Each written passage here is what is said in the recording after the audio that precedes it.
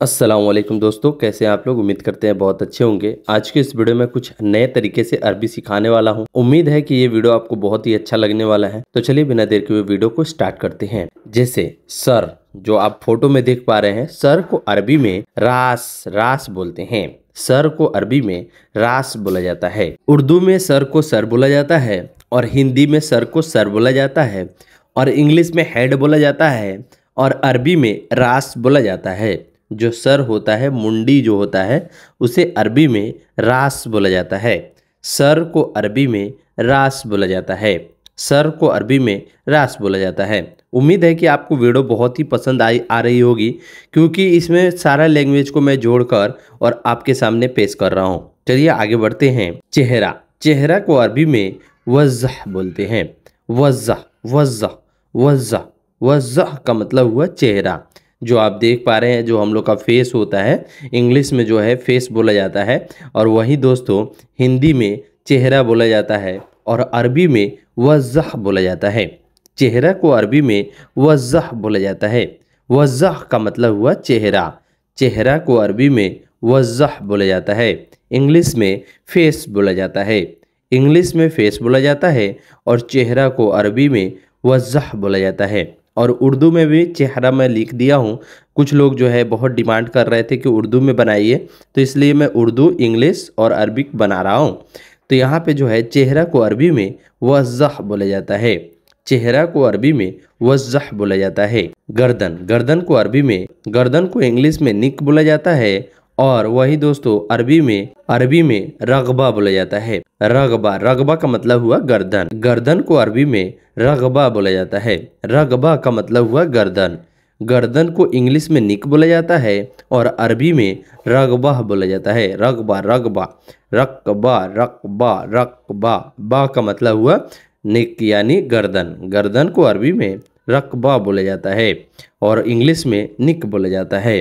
जो गर्दन है, ये लड़की इशारा कर रही है गर्दन की तरफ, आप देख पा रहे हैं, और उसे अरबी में आप रगबा बोलते हैं। रकबा का मतलब हुआ गर्दन। दिमाग, जो दिमाग होता है, हम लोग का दिमाग होता है, यहाँ पे आप फोटो देख सकते हैं, उसे अरबी में मुख बोलते हैं। मुख, मुख का मतलब हुआ दिमाग।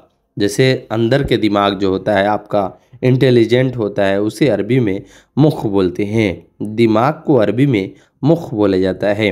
ब्रेन, जैसे दिमाग को इंग्लिश में ब्रेन बोला जाता है और अरबी में मुख बोला जाता है। दिमाग, दिमाग को अरबी में मुख बोला जाता है। इंग्लिश में ब्रेन बोला जाता है। उर्दू में दमाग बोला जाता है। दमाग, दिमाग और ब्रेन, मुख। यहाँ पे जो है उर्दू, हिंदी, इंग्लिश, अरबिक मैं लिख दिया हूँ, आप लोग समझ लीजिएगा। दिमाग को अरबी में मुख बोला जाता है। बाल, बाल यानी जो आप फोटो में देख रहे हो, हम लोग का बाल होता है, हेयर होता है, उसे अरबी में सार बोलते हैं। सार, सार, इसमें जो है आइन का मात्रा है, यहाँ पे आप देख सकते हैं। इंग्लिश में भी लिख दिया हूँ मैं, सार सार, यहाँ पे डबल ए है और यहाँ पे जो है आइन है बीच में, सार। जैसे सार नहीं है, ये जो हम लोग सार बनोई वाला खेत होता है ना, तो वो सार नहीं है, ये है सार। सार का मतलब हुआ हेयर यानी बाल। बाल को अरबी में सार बोलते हैं। बाल को इंग्लिश में हेयर बोलते हैं, वहीं अरबी में सार बोलते हैं। बाल को अरबी में सार बोल जाता है। बाल को अरबी में सार बोला जाता है यानी हेयर। बाल को इंग्लिश में हेयर बोलते हैं और अरबी में सार बोलते हैं। नाक, नाक जो होता है उसे इंग्लिश में नोज़ बोलते हैं। नाक को इंग्लिश में नोज़ बोलते हैं और नाक को अरबी में खस्म बोलते हैं। खस्म, खस्म का मतलब हुआ नाक। नाक को अरबी में खस्म बोलते हैं। खस्म का मतलब हुआ नाक। नाक को अरबी में खस्म बोला जाता है और वही दोस्तों इंग्लिश में नोज़ बोलते हैं। नोज़ का मतलब हुआ नाक। हिंदी में नाक बोलते हैं, इंग्लिश में नोज़ बोलते हैं, अरबी में खस्म, खस्म बोलते हैं। खस्म, यहाँ पे आप देख सकते हैं, उर्दू में भी मैं लिख दिया हूँ। खस्म का मतलब हुआ नाक। नाक को अरबी में खस्म बोलते हैं। नाक को अरबी में खस्म बोलते हैं। आँख को अरबी में आयून बोलते हैं। आँख को अरबी में आयून बोलते हैं। आँख जो होता है हम लोग का, उसे अरबी में आयून बोलते हैं। आयून का मतलब हुआ आँख। इंग्लिश में आई बोलते हैं और अरबी में आयून बोला जाता है। आँख को इंग्लिश में आई बोला जाता है और अरबी में आयून बोला जाता है। यहाँ पे आप देख सकते हैं, अरबी को मैं उर्दू में भी लिख दिया हूँ क्योंकि उर्दू वाला लोग के लिए बेटर रहेगा। आयून, आयून का मतलब हुआ आँख। आँख को हिंदी में आयून बोलते हैं। एक आँख, एक आँख यानी वन आई, उसे अरबी में आइन बोलते हैं। आइन, आइन, आइन। आइन का मतलब हुआ एक आँख। अगर कोई एक आँख बोल रहा है तो उसे अरबी में आइन बोलेंगे। आइन, जैसे कोई बोलता है ना कि इसका एक आँख खरबान है, माने ख़राब है, तो उसे आप बोल सकते हैं आइन खरबान। आइन खरबान यानी एक आँख खराब, यानी एक आँख खराब है। आइन खरबान, आइन खरबान। आइन का मतलब हुआ एक आँख। एक आँख को अरबी में आइन बोलते हैं, यानी इंग्लिश में वन आई और अरबी में आइन बोला जाता है। एक आँख को अरबी में आइन बोला जाता है। भौं, भौं, भौं यानी भौं को अरबी में हाजाब बोलते हैं। हाजब, हाजब, हाजब का मतलब हुआ भौं। जो हम लोग के आँख के ऊपर भौं होता है उसे अरबी में हाजब बोलते हैं। हाजब, हाजब का मतलब हुआ भौं। भौं को अरबी में हाजब बोलते हैं। जैसे इंग्लिश में भौं को इंग्लिश में आईब्रोज बोलते हैं। आईब्रो, आईब्रो, आईब्रो जो होता है वो इंग्लिश में बोलते हैं आईब्रो और अरबी में हाजब बोलते हैं। हाजब बोलते हैं। हाजब का मतलब हुआ भौं। जो हम लोग के आँख के ऊपर है उसे अरबी में हाजब बोलते हैं। भौं को अरबी में हाजब बोला जाता है। ओठ, ओठ को अरबी में सिफा बोलते हैं। ओठ को अरबी में सफ़ा बोलते हैं। सफ़ा, सफ़ा का मतलब हुआ ओठ। ओठ को अरबी में सफ़ा बोला जाता है। ओठ को अरबी में सिफा और सफ़ाफ़ी बोलते हैं। सफ़ाफ़ी, सफ़ाइफ़ बोलते हैं। ओठ को अरबी में सफ़ाइफ़ और सफ़ा बोलते हैं। जैसे इंग्लिश में लिप्स बोलते हैं उसी तरह अरबी में सफ़ह बोलते हैं। ओठ को अरबी में सफ़ा बोलते हैं। ओठ को अरबी में सफ़ा और इंग्लिश में लिप्स बोलते हैं। मुंह, मुंह को अरबी में फम बोलते हैं। मुंह को अरबी में फम बोलते हैं। फम का मतलब हुआ मुंह। जो आपका मुंह होता है, माउथ होता है, उसे अरबी में फम बोलते हैं। मुंह को अरबी में फम बोलते हैं। मुंह को इंग्लिश में माउथ बोला जाता है। मुंह को इंग्लिश में माउथ और अरबी में फम बोला जाता है। फम का मतलब हुआ मुंह। जो आपका मुंह है उसे अरबी में फम बोला जाता है। फम, फम का मतलब हुआ मुंह। इंग्लिश में माउथ बोला जाता है और अरबी में फम बोला जाता है। फम का मतलब हुआ मुंह। गाल, गाल को इंग्लिश में चिक बोला जाता है और अरबी में खद बोलते हैं। खद, खद, कुछ लोग खुद बोलते हैं। खुद का मतलब हुआ गाल, लेकिन यहाँ पे जो अरबिक वर्ड है खद बोला जाता है। खद, खद, खद का मतलब हुआ गाल को अरबी में खुद बोलते हैं। गाल को अरबी में खुद बोलते हैं। गाल को इंग्लिश में चिक बोलते हैं और गाल को अरबी में खुद बोलते हैं। जो गाल होता है उसे अरबी में खुद बोला जाता है। जैसे गाल को इंग्लिश में चिक बोलते हैं और गाल को अरबी में खुद बोला जाता है। खुद का मतलब हुआ गाल। जो आपका गाल है उसे अरबी में खुद बोला जाता है और इंग्लिश में चिक बोला जाता है। गाल को इंग्लिश में चिक और अरबी में खुद बोला जाता है। भौवें, जैसे आपके दो भाव, जो दोनों भाव हैं उसे अगर मिला देंगे तो उसे अरबी में भौवें को अरबी में बोलते हैं हवाजब। भौवें को अरबी में हवाजब बोलते हैं। हवाजब का मतलब हुआ भौवें। जैसे आईब्रोज, आईब्रोज जो होता है वो दोनों आईब्रो को मिलाकर आईब्रोज बनता है, तो उसे अरबी में हवाजब बोलते हैं। हवाजब का मतलब हुआ आईब्रोज यानी भौवें। भौवें को अरबी में हवाजब बोलते हैं। भौवें को अरबी में हवाजब बोलते हैं। हवाजब का मतलब हुआ आईब्रोज यानी भौवें। कान को इंग्लिश में एयर बोलते हैं और अरबी में कान को अरबी में उज्जन बोलते हैं। उज्जन, उज्जन का मतलब हुआ कान। कान को अरबी में उज्जन बोलते हैं। इंग्लिश में जो है मैं लिख दिया हूँ यहाँ पे उद्दीन, उद्दीन भी बोलते हैं। अरबी में उद्दीन बोला जाता है। उद्दीन, उद्दीन। उद्दीन का मतलब हुआ कान। जो आपका कान है उसे अरबी में उद्दीन बोला जाता है। उद्दीन। उद्दीन का मतलब हुआ कान। कान को अरबी में उद्दीन बोला जाता है।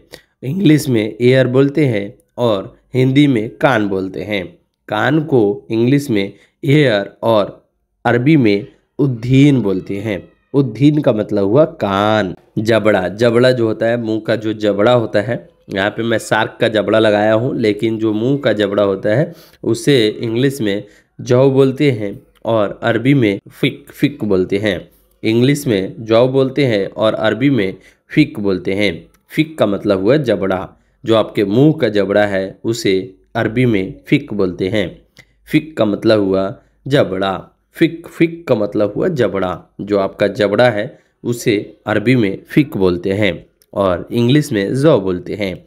जौ का मतलब हुआ जबड़ा और फिक का मतलब हुआ जबड़ा। तो यहाँ पे जो है फिक का मतलब, फिक को अरबी में फिक बोलते हैं, इंग्लिश में जौ बोलते हैं और हिंदी में जबड़ा बोलते हैं। जबड़ा को अरबी में फिक बोला जाता है। जबड़ा को अरबी में फिक बोला जाता है। गालें, जैसे दोनों गाल होता है ना, चिक्स, उसे अरबी में खद्दूद बोलते हैं। गालें को अरबी में खद्दूद बोला जाता है। जैसे गाल, एक गाल को चिक माने बोलते हैं, दो गाल को चिक्स बोलते हैं, उसी तरह अरबी में खद्दूद बोलते हैं। गाल को अरबी में खद्दूद बोला जाता है। गाले को अरबी में खद्दूद बोलते हैं। खद्दूद का मतलब हुआ गालें।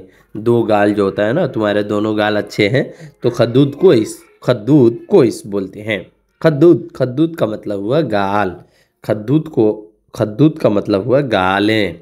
गाले यानी गाल। आपके जो गाल हैं उसे अरबी में खद्दूद बोलते हैं। गाल को अरबी में खद्दूद बोला जाता है। खद्दूद का मतलब हुआ गाले। सीना को इंग्लिश में चेस्ट बोलते हैं और अरबी में सदार बोलते हैं। सद्दर का मतलब हुआ सीना, जो चेस्ट होता है। सीना को अरबी में सद्दर बोलते हैं। सद्दर का मतलब हुआ चेस्ट यानी सीना। चेस्ट को अरबी में सद्दर बोलते हैं। सीना या चेस्ट को अरबी में सद्दर बोलते हैं। सीना को इंग्लिश में चेस्ट और अरबी में सद्दर बोलते हैं। सीना को इंग्लिश में चेस्ट और अरबी में सद्दर बोलते हैं। सद्दर का मतलब हुआ सीना। सीना को अरबी में सद्दर बोला जाता है। कंधा को अरबी में अक्ताफ बोलते हैं। अक्ताफ का मतलब हुआ कंधा। जो कंधा होता है, यहाँ पे फोटो में आप देख पा रहे हैं, मैं मार्क भी कर दिया हूँ उसमें। कंधा को अरबी में अक्ताफ बोलते हैं और इंग्लिश में शोल्डर बोलते हैं। कंधा को अरबी में अक्ताफ और इंग्लिश में शोल्डर बोला जाता है। शोल्डर्स और अख्ताफ अरबी में बोला जाता है। यहाँ पे जो है मैं उर्दू में भी कुछ समझा दिया हूँ और उर्दू में भी सब चीज़ लिख दिया हूँ, जिससे पाकिस्तानी लोग भी बहुत सारे मैसेज करते थे कि भाई मुझे कुछ समझ में नहीं आ रहा है, आप सिर्फ हिंदी में लिखते हो। तो उन लोगों के लिए जो है उर्दू में मैं लिख दिया हूँ, यहाँ पे आप वो लोग देख सकते हैं। कंधा को अरबी में अक्ताफ बोलते हैं। अक्ताफ का मतलब हुआ कंधा। कंधा को शोल्डर्स जैसे एक शोल्डर होता है ना, एक कंधा को अरबी में कत्ताफ बोलते हैं। कत्ताफ। कंधा को अरबी में कत्ताफ बोलते हैं। कत्ताफ का मतलब हुआ कंधा और अक्ताफ का मतलब हुआ दो कंधे, दो शोल्डर्स को अरबी में अक्ताफ बोलते हैं। और यहाँ पे जो है शोल्डर्स यानी कंधा को अरबी में कत्ताफ बोलते हैं। कत्ताफ का मतलब हुआ शोल्डर यानी कंधा। कंधा को अरबी में कत्ताफ बोला जाता है। कत्ताफ का मतलब हुआ शोल्डर यानी कंधा। हथेली को अरबी में कफ बोलते हैं। कफ का मतलब हुआ हथेली। जो हथेली होता है उसे अरबी में कफ बोला जाता है। हथेली को इंग्लिश में पालम बोलते हैं और अरबी में कफ बोलते हैं। कफ का मतलब हुआ हथेली। जो हथेली होता है उसे आप अरबी में कफ बोलते हैं।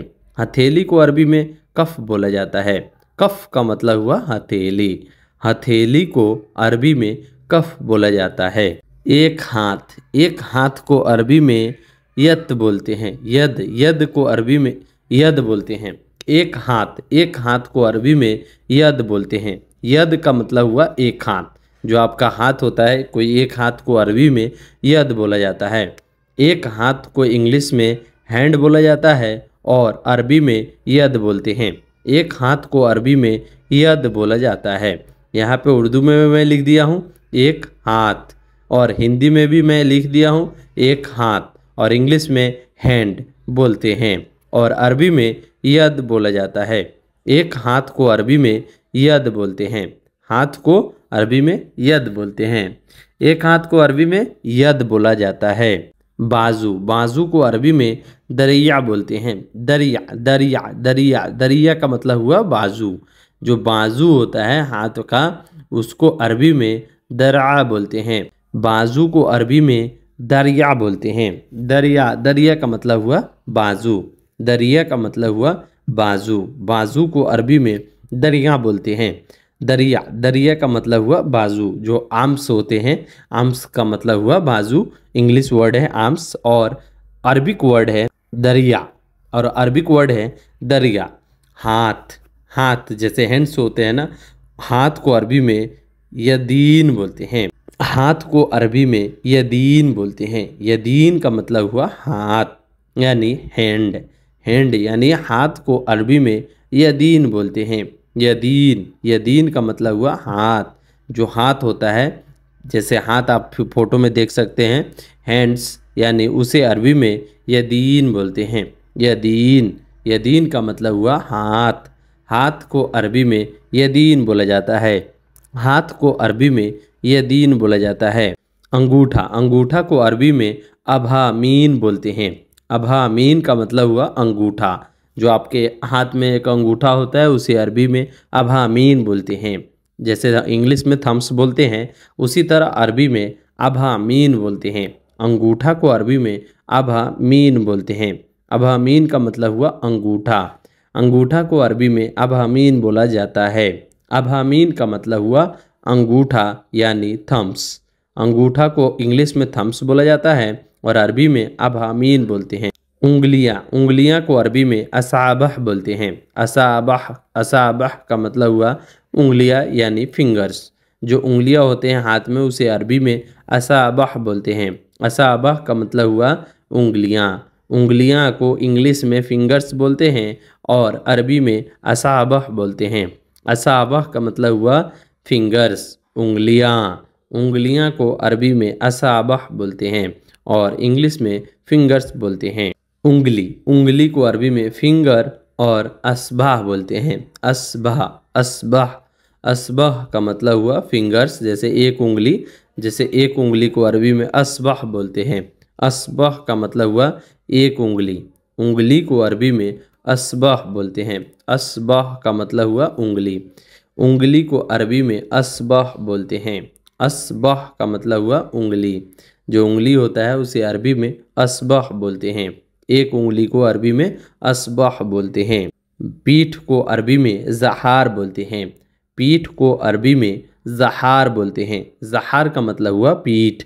जो आपके शरीर में पीठ जो है ना, पीठ यानी बैक, उसे अरबी में ज़हार बोलते हैं।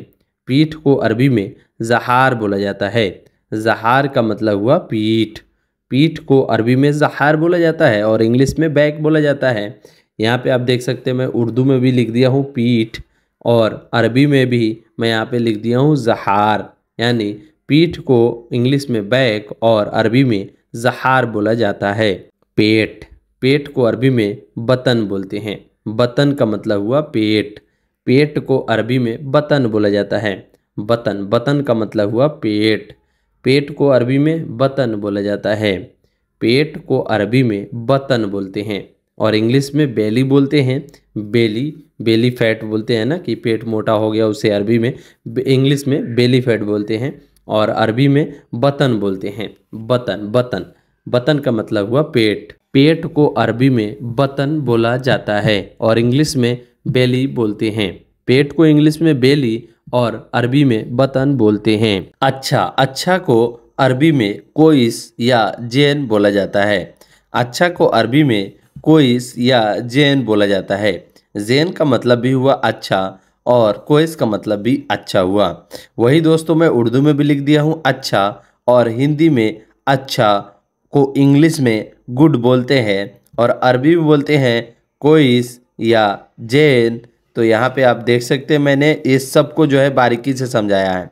अच्छा को अरबी में कोइस या जैन बोलते हैं, कोइस या जैन बोलते हैं। तुम कैसे हो उसे अरबी में बोलेंगे इंत कैफ, इंत कैफ यानी तुम कैसे हो।